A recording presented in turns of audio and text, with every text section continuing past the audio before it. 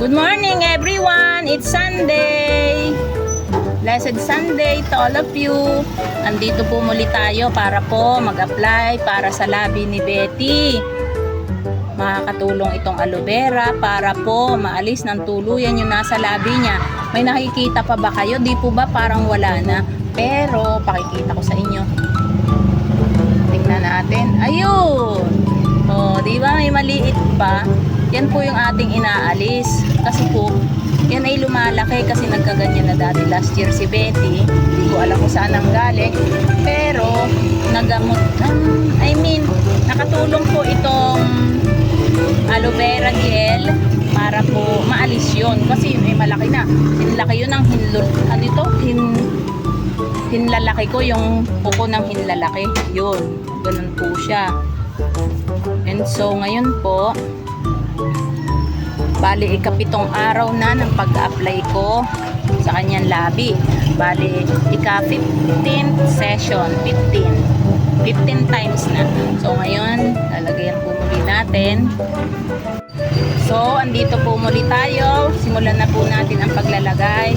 Pindutin lamang po para lumabas ang katas.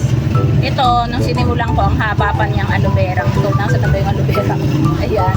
Haba po yan, hanggang ganyan. So ngayon, maliit na siya kasi bali ika-13 times ko na itong paglalagay sa labi. Halika dito, papakita natin. O, ayan po yung labi ni Betty ko. Lagyan, alisin, lalagyan nga natin. Ayan.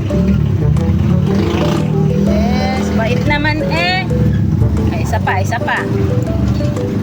Kunti lang naman eh. Basta kailangan consistent yung paglalagay. Maalis din yan, nangingitim na nga siya eh.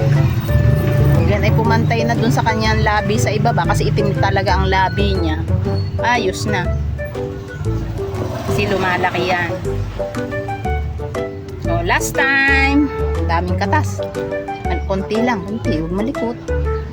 Yes. Bait ng aking Betty na to.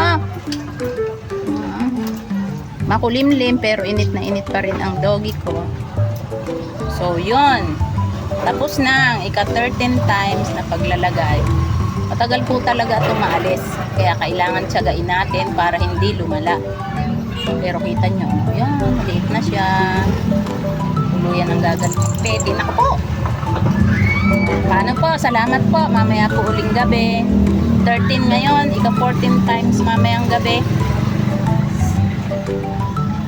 Ilang session na yun? 14th session. 7 days.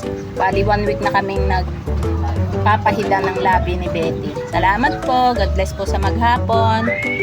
Let's go to church and give our time to our Lord Jesus Christ. Thank you po.